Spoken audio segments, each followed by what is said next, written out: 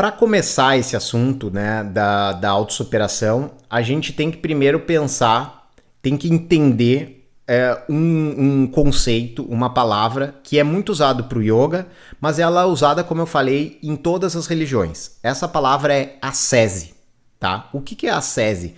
A ascese é um exercício, tá? Essa palavra, ela é uma palavra de origem grega, mas ela é um exercício para você desenvolver práticas espirituais, para você se desenvolver espiritualmente. Essa é a ideia da ascese. E a ascese, quase sempre, ela vai ser feita com a busca de reduzir os prazeres, de reduzir as coisas mundanas que a gente tem, para que você possa não depender disso e poder ter ali o seu desenvolvimento sem depender desses fatores externos. Então a ascese, ela é muito comum dentro do yoga, né? Os yogins que se retiram, que vão para as montanhas, que vão meditar nas cavernas, eles são chamados inclusive de ascetas, né? Os yogins ascetas. Mas esse ascetismo, ele não é só parte do yoga, né? Ele tem em todas as religiões, como eu falei, em todas as filosofias e por aí vai. Então eu vou começar mostrando um pouco desse processo de ascetismo dentro da visão católica, por exemplo, tá? Quem leu o livro Código da Vinci, né? Foi um livro que fez muito sucesso ali no início dos anos 2000. Se você não leu o livro, provavelmente você viu o filme ou ouviu falar nesse livro, né? E ele falava lá de um grupo dentro do catolicismo que era a Opus Dei, né?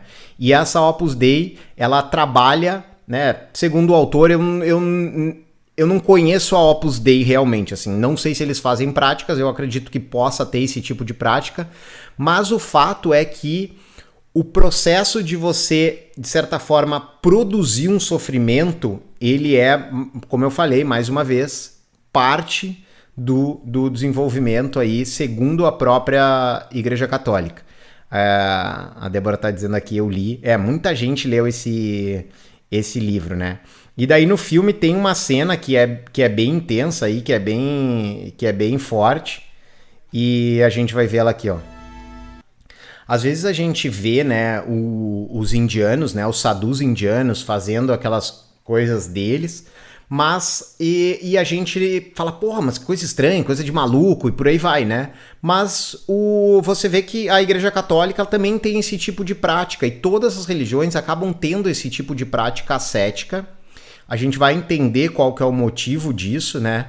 Mas agora a gente vai ver um pouquinho de um exemplo de um sadhu, né? Então a gente tem aqui um sadhu, que é um sadhu que ele é só mais um dos sadhus, porque você tem vários sadhus assim, e esse aqui, ele tá há 45 anos com a mão pra cima, ó. Esse é o tapas dele, ó. Ele falou assim, cara, eu vou ficar agora... E aí as pessoas vão ali, veneram ele e tal, porque ele fez esse voto aí de manter o braço pra cima, e ele tá há 45 anos assim. Se você procurar até na internet, homem que está há 45 anos, com o braço levantado e tal, vocês vão encontrar ali essa figura aí, que é um sadhu. Então você vê vários tipos esse tipo de prática aí, né, de sadhus, e a gente acha muito estranho, mas isso é comum em vários tipos de religiosidade, tá? Então, esse tipo de coisa a gente vai ver hoje, assim, até que ponto realmente isso é produtivo, até que ponto essa mão levantada aí 45 anos produziu nele, né, algum tipo de iluminação ou de coisa assim, né? Então, ó, esse cara já saiu em jornal, já saiu em um monte de coisa, e ele fica ali sempre com a mãozinha levantada e fazendo esse tipo de prática ali, que é a prática de autossuperação.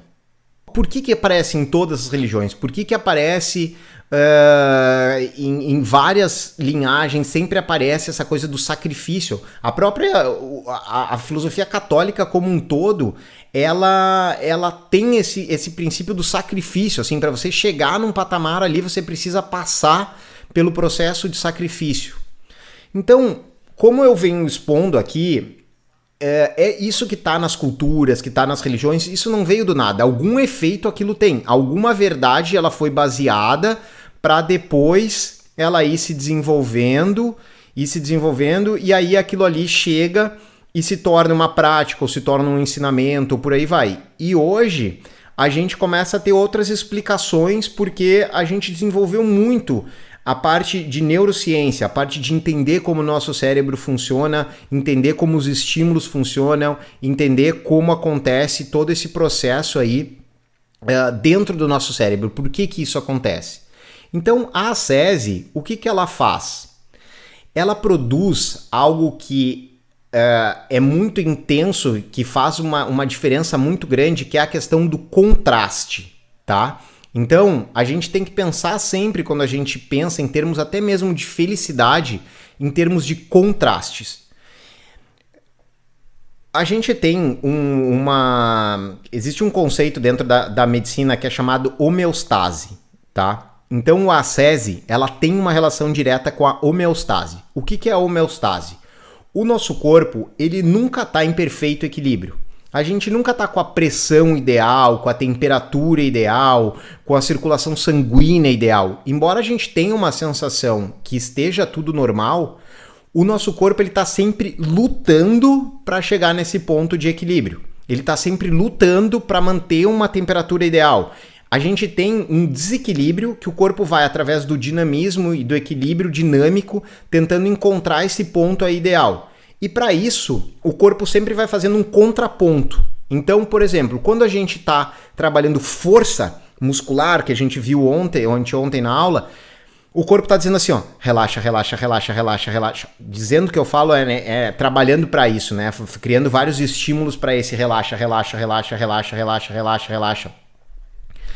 E aí, quando a gente faz depois um relaxamento, fica muito mais gostoso. Da mesma forma, quando a gente está alongando, o nosso corpo sempre está buscando assim, ó. Quando ele está alongando, a gente está buscando contrai, senão você vai ter distensão. Dá uma contraída, não solta tudo, senão vai dar problema. Então a gente fica com uma certa contraturazinha, que às vezes a gente até restringe o alongamento por conta disso, mas isso é o corpo tentando trazer para o ponto de equilíbrio, trazer para o ponto ideal. Então ele não entende que você está alongando. Para o corpo, quando a gente começa a alongar, é a mesma coisa como se a gente estivesse caindo. Quando a gente cai, a gente estende alguma coisa. Então o corpo fala, contrai tudo, contrai. Daí aos poucos, ele vai soltando, aquilo vai soltando, e a gente vai tendo uma sensação gostosa, que é consequência desse esforço. Então todo o esforço, ele vai nos conduzir depois, quando passar, para uma sensação de bem-estar.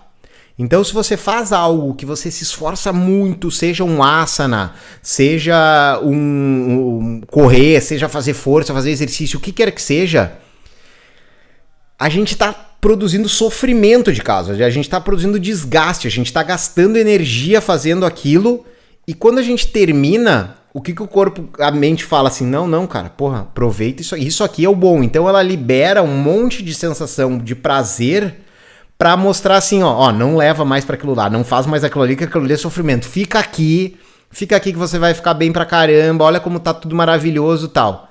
Só que a mente não consegue produzir isso do nada. Ela precisa sim desse contraste pra daí ela começar a produzir. Ela não consegue chegar assim, ó, agora eu quero ter a mesma sensação que eu tenho se eu tivesse feito 3 minutos de chaturanga, né, que é um exercício de força. Eu quero ter essa sensação agora. Não, você não vai ter, porque você já está num estado, né, de mais equilíbrio, você não está se desgastando. É só quando você começa a produzir o desgaste que o corpo vai tentando ali te reequilibrar. E aí, quando você termina, ele mostra para você não fazer mais aquilo, a sensação é o prazer. Só que a gente acaba muitas vezes se viciando ou gostando daquela sensação de prazer, né? Então a gente acaba buscando isso. E isso é a base de toda a ascese. Então a ascese é um processo em que a pessoa passa por um sofrimento muito grande e que naturalmente o contraponto vai ser uma sensação de bem-estar maravilhosa.